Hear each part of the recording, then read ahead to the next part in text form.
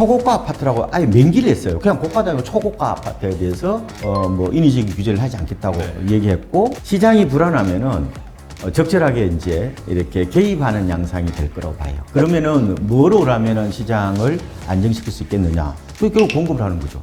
매부린 여러분 반갑습니다. 이석희입니다. 오늘의 매부리 인터뷰, 오늘이 6월 4일이죠. 네, 맞습니다. 어제 대선이 있었고 오늘 오전에 이재명 대통령이 취임을 해서 벌써 임기를 시작했습니다. 많은 분들이 이제 이재명 대통령 시대 부동산은 어떻게 움직일 것인가에 대한 궁금증을 많이 갖고 계시거든요. 그래서 제 오른쪽에는 시장 그리고 정책을 아울러서 정말 오랫동안 부동산 시장을 살펴본 전문가이신 박원갑 KB국민은행 수석 전문위원님 모셨습니다. 일단 인사 한번 부탁드리겠습니다. 네, 반갑습니다. 나름대로 시장을 바라보는 좀 인사이트 정도는 아니지만 좀 꿰뚫어 보는 그런 뷰라 할까요? 이런 걸 좀 말씀을 좀 드리고 싶어요. 우선 첫 번째로 네.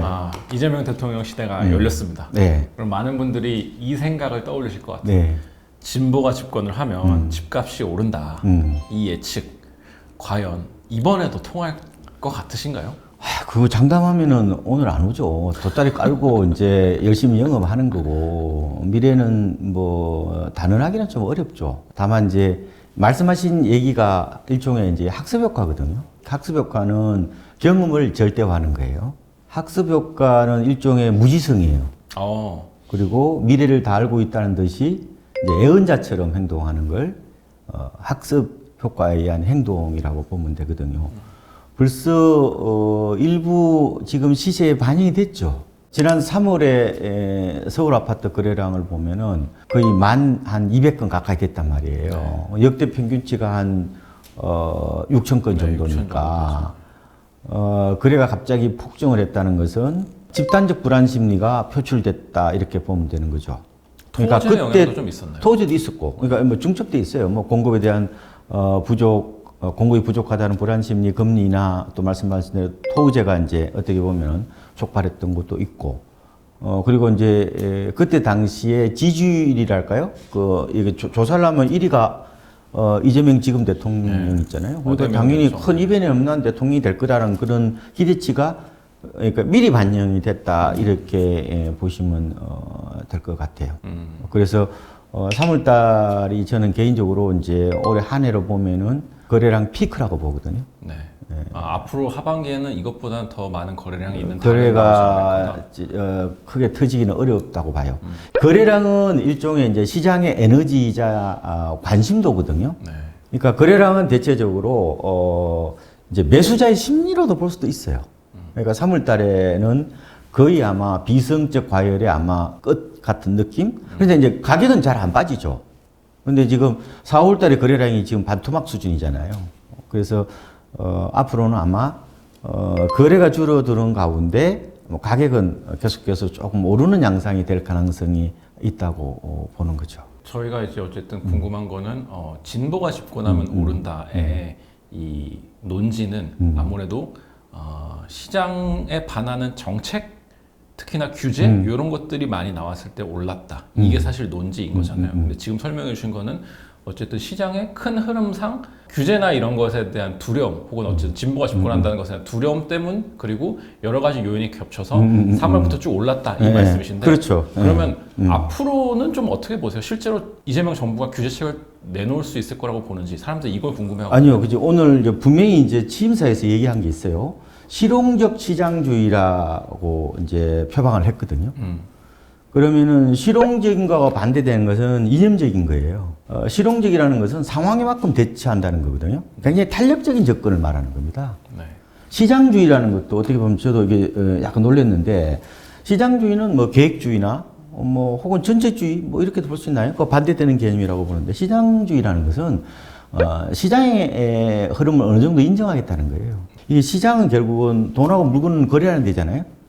개인의 어떤 이기적 욕망들을 어느 정도 인정하겠다는 거예요. 그래서 대선 공약집에도 그런 얘기가 있었잖아요. 그러니까 초고가 아파트라고 아예 명기를 했어요. 그냥 고가도 아니고 초고가 아파트에 대해서 뭐 인위적인 규제를 하지 않겠다고 얘기했고, 또 뭐 여러 가지 또 인터뷰에서도 집값 잡는 정책을 하지 않겠다고 얘기를 했기 때문에 앞으로도 정책의 방향은 시장이 불안하면은 적절하게 이제 이렇게 개입하는 양상이 될 거라고 봐요. 근데 이제 과거처럼 문재인 정부 때 결국은 세금 특히 이제 양도세하고 종부세 드라이브를 걸었잖아요. 네. 근데 그런 건 안 하겠다는 거죠. 이미 그러면은 뭐로 하면은 시장을 안정시킬 수 있겠느냐? 그 결국 공급을 하는 거죠. 공급을 하는 거고 제 생각에는 일부 이제 수요 조절이나 수요 관리를 아마 할 겁니다. 그래서 거기에 보면은 공약도 보면은 그 대출 부분에 대해서 언급이 있어요. 그래서 제 생각에는 아마 윤석열 정부 때하고 아마 180도 달라지지는 않을 거예요. 일단 그대로 좀 가다가 이 시장이 영 안 잡히겠다. 네. 그러면은 거기에 맞게끔 아마 수위를 조절하는 어떤 그런 방식이 바로 이 실용적인 어떤 정책 노선이라고 보시면 됩니다. 그리고 그 방법은 대체적으로 공급에 대한 메시지가 좀 주를 이루게 될 것 같다라는 예상이신 거예요. 그렇죠. 그렇게 안 하고서는 뭐 뾰족한 대안이 좀 없다고 보면 되겠죠. 그렇다면 어쨌든 많은 분들이 예상하는 그 진보가 집권 하면 오른다의 논리인 그 규제 이런 곳은 그건 아니에요. 아닐 거고 그건 아니에요. 그러니까 네. 규제 때문에 집값이 올라갔다는 거는 그거는 이제 일부 부차적인 거라고 봐요, 제 생각에. 애초에 그 전제 자체에 동의 안 예, 하시는군요. 그거는 동의를 안 해요. 왜냐면은 그 규제를 안 했으면은 더 올랐을 겁니다. 그러니까 이제 여러 가지 디테일하게 들어가 보면 그런 게 있어요. 가령 뭐 양도세 중과를 하면은 이게 이제 매수자 입장에서는 양도세 중과를 하면 남는 게 없잖아요. 그럼 진입을 안 해야 되겠다 그런 생각을 할 수 있잖아요. 근데 양도세 중과는 제가 보기에 매수자보다 매도자의 영향을 더 많이 줘요. 아니 매물을 그냥 안 내놓는 거죠. 공급 감소 효과가 있는 겁니다. 집값이 하나 팔리면은 뭐 수천만 원씩 올라버리는 이런 계단식 상승의 부작용이 생겼단 말이에요. 그래서 대부분이 양도세 중과를 하면은 주택도 그렇고 토지도 그렇고 거의 다 지금까지 효과를 거둔 적이 별로 없어요. 오히려 올랐단 말이에요. 이걸 갖고 얘기를 하시면은 뭐 일부 좀 뭐 어느 정도 맞을 수는 있는데 취득세 같은 경우는 또 아니죠. 취득세 중과를 하면은 확실히 그 거래 감소 효과가 나타나죠. 근데 이제 그거보다 우리가 이제 어떤 그 진보 정권이 들어섰을 때 집값이 올랐다는 그런 막연한 어떤 그런 경험치라든지 이런 거는 어디에서 나오는 거냐면은 저는 통화량이라고 봐요. 노무현 정부하고 이제 문재인 정부 때 보면은 M2 통화량이 이제 시중에 풀린 총 통화량이거든요. 이게 광의 통화라고 그러잖아요. 이게 연평균 한 10%씩 늘어났단 말이에요, 이게. 거의 10%씩 늘어났단 말이에요. 네. 그러면 5년 동안에 50% 늘어난 거죠. 그러니까 어떻게 보면은 물로 따지면은 이게 물이 이제 홍수가 오면은 어느 정도 이게 강둑을 이렇게 넘지 않도록 적당히 댐도 이렇게 만들어 가지고 조금 조절하면서 물을 흘려보내야 되는데 이게 이제 통화량 확 이제 풀다 보니까 이게 완전히 물이 그냥 강물을 넘쳐버린 거예요.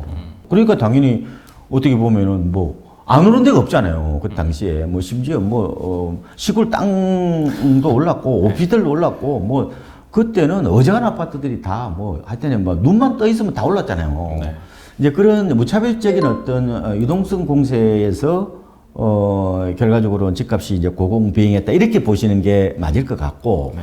그래서 이제 우리 이재명 정부 때도 저는 공급 확대는 당연한 거고, 그죠? 그건 해야 되고. 왜냐면 특히 무주택자리 불안을 느끼기 때문에 공급 확대는 당연한 거지만 저는 통화량 관리 부분에 대해서 앞으로 좀 신경을 좀 써야 될 것 같아요.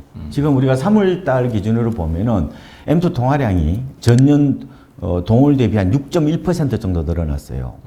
금리를 낮추면요, 이게 좀 통화량이 좀 늘어나는 경향도 있단 말이에요. 지금 하반기 한두 번 정도 금리를 낮출 거잖아요. 그러면 통화량은 늘어나게 돼 있고 재정 지출이 또 늘어도 통화량이 늘어나기 때문에 결국은 이재명 정부의 저는 주택 정책의 성공의 두 가지 키워드, 하나는 공급, 하나는 이제 수요 조절이라는 측면에서 보면은 통화량을 어떻게 적절하게 관리할 거냐. 그러니까 연 10% 이상 안 넘도록 관리를 해야 된다고 저는 보고 있어요.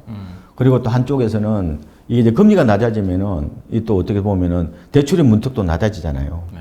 그래서 대출 부분도 어떻게 가라면은 이 실수요자들이 피해를 안 보는 선에서 어떻게 하면 그러면 이거를 조절시킬 수 있겠느냐. 그러니까 말하자면 통화량 관리하고 대출 관리 부분이 정책의 또 다른 키워드가 될 수 있다. 저는 이렇게 보고 있습니다. 안 그래도 사실 뒤에 드리려던 질문이었는데 이재명 대통령이 어쨌든 후보 때 발언했던 거를 보면 세제는 유지하고 공급은 늘린다. 이제 이렇게 얘기해서 사실상 부동산을 우클릭했다 이렇게 평가를 했어요. 네. 근데 사실 대출과 관련된 언급은 그렇게 많이 하진 않았거든요. 근데 아까 뭐 공약집에도 내용이 있었다고 네. 하긴 했는데 있었어요. 그게 뭐냐면은 가계부채 총량의 안정적 관리 기조 확립이에요. 좀 어렵죠, 그죠? 어쨌든 간에 가계부채 총량적인 측면에서 안정적으로 관리하겠다는 거는 네. 이 통화량이 늘어서 자꾸 부동산은 유입될 수 있으니까 이거를 적절하게 이제 조절하겠다 이런 뜻이라고 보면 되고 결과적으로 집값이 요동치잖아요. 그러면은 그 수요 조절 방안으로 저는 대출 카드는 좀 쓸 수는 있겠다.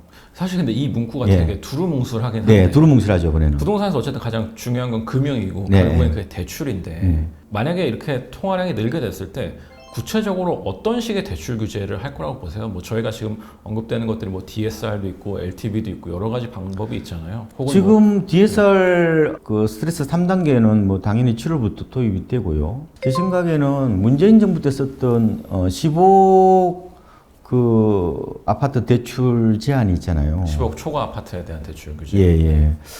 저는 시장이 극단적으로 불안해지면은 뭐 그와 유사한 카드는 충분히 쓸 수 있다고 봐요. 왜냐면은 내가 국토부 장관이라고 생각하고 내가 기재부 장관이라고 생각하고 한번 정책을 펴봐요.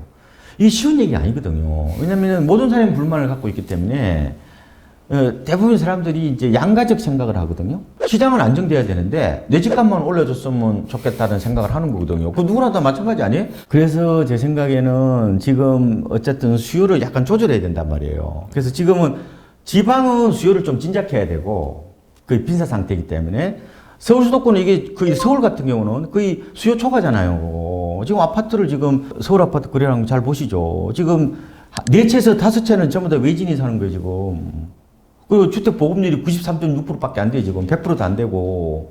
하면 갈수록 떨어지고 있어요. 그러면 이거 문제를 어떻게 막을 거냐고, 이게. 외주인 투자 5분의 1이죠. 그러니까 지금 2021년부터 인구가 줄었는데, 그때부터 외지인 투자가 늘어났단 말이에요. 인구 쇼크의 마지막 피난처라고 생각하고, 안전지대라고 생각하고, 저기 집 사야 내가 살아남는다고 생각하는 거, 그 수요가 들어오는데 어떻게 막을 거냐고, 그러면. 못 들게 그러면 뭐, 옛날에 뭐 조선시대처럼 뭐, 남태령 못 넘고 해? 안 되잖아요, 그러면. 어떻게 하실 거냐고, 그러면. 그럼 종부세나 양도세 건드리면 부작용이 컸다기 때문에 또 그거를 정책을 리바이벌 할 수는 없어요. 그러면 할 수 있는 방법은 뭐예요, 그러면? 그래서 제가 보면은 부작용이 없도록 하면서 시장을 안정시키는 방법은 뭐냐? 그게 약간 수요 조절이란 말이에요. 그래서 대출의 좀, 조건을, 조금 까다롭게 한다든지 아니면은 뭐, 아까 토제를 확대한다든지. 지금 지난번에 그 장관회의에서 나왔죠. 토제 확대할 수 있도록. 네. 충분히 가능하죠, 그거는. 그거는 이념적으로 시장을 바라보는 게 아니라 정책을 어떻게 보면은 조절 카드로서 그걸 쓰는 거란 말이에요, 그거는 윤석열 정부, 문재인 정부 혹은 이재명 정부와 전혀 관계없이 돌아가는 거란 말이에요, 그거는. 조정 대상적을 더 확대할 수 있다든지 아니면 투기 과열적으로 조정할 수 더 확대한다. 이런 것들은 다 뭐예요? 부동산 정책이 뭐 공약에서 나오는 문제가 아니라 정부의 역할이기 때문에 그런 거예요, 그거는. 어느 정부든지. 그러니까 규제 완화가 좋은 것도 아니고 규제 강화가 좋은 것도 아니에요. 결국은 가장 지상 과제, 가장 어떻게 보면은 소중한 가치가 시장 안정이기 때문에 시장이 안정이 안 되면은 그거는 진보 정부든 보수 정부 중요한 게 아니에요, 그거는. 그 카드를 쓸 수밖에 없는 게 현실이라고 보는 거예요. 그래서 제 생각에는 지금 어차피 보유세하고 양도세 카드는 안 건드리겠다고 공언을 했기 때문에 그러면 시장이 전부 다 서울로 상경 오는데 이걸 다 어떻게 막을 거냐 할 수 있는 방법은 제가 봤을 때 결국은 공급하고 수요 좀 조절적으로 방향성은 아마 이게 이제 약간 투트랙으로 가는 거죠. 그렇게 갈 수밖에 없다고 봅니다. 초고가 아파트 네. 건들지 않겠다라는 네. 얘기가 사실 네. 실용 시장주의를 위한 발언이기도 하지만 네. 어떻게 보면 그런 생각도 들거든요. 여기는 어차피 우리가 해도 소용없는 지역이기 때문에 그들만의 리그? 네, 그렇기 때문에 우리 어쩔 수 없는 거라서 그렇게 말하는 거 아니냐 이렇게 말씀하시는 분들도 있거든요. 강남 집값은 좀 어떻게 될 거라고 보세요? 상승은 좀 더 이어질 것 같아요. 왜냐면은 이게 직접적인 규제를 안 한다고 그랬잖아요. 그럼 그대로 놔둔다는 거죠. 오름세는 더 간다. 다만 상승률은 좀 둔화될 것 같다. 왜냐면은 정고점을 이미 다 돌파했단 말이에요. 네. 지금 1분기 기준으로 정고점이 우리가 통계를 보면은 실거래가 기준입니다. 2021년 4분기란 말이에요. 지금 강남, 서초, 용산, 그 다음에 과천 이 4개는 돌파를 다 했어요. 그 전체 지구를 보면 부동산 시장이 회복되는 과정이란 말이에요. 네. 이미 다 회복이 됐어요. 그러면 이 단기 급등한 거거든요. 이게 똘똘한 한 채하고 그 다음에 뭐예요? 상급지 갈아타기 수요가 그쪽으로 몰린 거죠. 약간 저는 개인적으로는 아무리 똘똘한 한 채라도 좀 오버슈팅 돼 있다고 보는 거예요. 우리나라 경제 수준에서는. 근데 사실 예, 예. 그런 부분 그런 곳들의 집값이 오르게 되면 이 이재명 후보가 말하는 그 중저가 중산층을 위한 주택도 따라서 오르는 경향이 있잖아요. 그걸 말씀드리려고 그래요. 나무가 아무리 올라도 지금 뭐고 하늘 꼭대까지는 갈 수는 없단 말이에요. 그래서 부담스럽단 말이에요, 지금. 그래서 지금 저는 하반기 키워드를 저는 갭매우기로 봅니다. 갭매우기. 혹은 순환매 장세로 보는 거예요. 그 이유는 중하급지가 어느 정도 좀 많이 오르지는 못하죠. 옛날처럼 갭 투자가 많지 않으니까. 근데 지금 금리를 낮추잖아요, 첫 번째. 그럼 유동성이 늘어난단 말이에요. 그러면은 이 돈이 유동성이란 말이죠. 이 유동성은 높은 데서 아래로 이렇게 내려가는 거죠. 싼 데로 간단 말이에요. 네. 어느 정도 좀 갭매우기 양상이 나타날 거로 보인다. 두 번째로는 대출 규제는요, 비싼 집이 더 영향을 많이 받습니다. 그렇잖아요. 싼 집에 뭐 영향 받 대출 낼 것도 없는데. 그 지방이 그래서 오히려 금리 인하 효과가 더 크단 말이에요. 그러니까 부자들이 구입하는 아파트라서 덜 받는다 이렇게. 근데 그건 이제 선입관이라고 봐요, 저는 개인적으로. 그러니까 기자분들이 보면은 저한테도 많이 오는데, 저도 고객을 많이 만나는데, 그러니까 부자들은 현금 부자라서 대출 하나도 안 낸다고 생각해요. 전혀 그렇지 않거든요. 대출 다 냅니다. 비싼 집을 살면 대출도 많이 내야 되잖아요. 그럼 대출을 문턱을 높으면 어떻게 돼요? 당연히 영향을 받을 수 있죠. 그런 측면. 그 다음에 지금 중저가 주택들이 가격이 하나도 안 올랐어요, 지금. 중저가라면 어느 정도 가격대를 그리고 말씀하시나요? 외곽 지역들. 그래서 실제로 보면요, 지금 수도권에도요, 고점 대비 20% 떨어진 것들이 너무 많아요. 양주가요, 제가 계산해 보니까 1분기 기준이에요. 고점 대비해서 양주가 28% 떨어져 있고요. 왜냐면 오산 25.8%, 의정부 24%, 의왕 23%, 군포 22%, 고양 20%, 광명 20%, 인천 연수구 25.5%, 계양구 23.1%. 처참하네요. 그러니까요. 그래서 제 생각에는 뭐 우리가 2017년, 2021년 이럴 때 막 상급지, 뭐 하급지 가릴 수 이게 엄청나게 무차별적으로 오르는 장세는 아니다. 네. 그리고 아까 말씀드린 것처럼 지금 외곽에 갭 투자하는 어떤 그런 트렌드도 아니란 말이에요, 지금은. 네. 그런데 제 생각에는 어느 정도 너무 싸니까 네. 어느 정도 아마 순환매가 나타날 건데, 요새 MZ세대들 보면 인천에 가서 집을 산다고 그래요. 그리고 탈서울 내 집 마련도 일부 나타날 거라고 본단 말이에요. 그런 측면에서 보면은 지금 상반기까지는 최근 2년부터 상반기까지는 똘똘한 한 채, 그 다음에 상급지 갈아타기가 어떻게 보면 가장 메인 테마였죠. 이거 영원히 못 가요, 저는. 그래서 저는 하반기부터 약간은 순환매하고 좀 갭매우기 장세가 나타난다.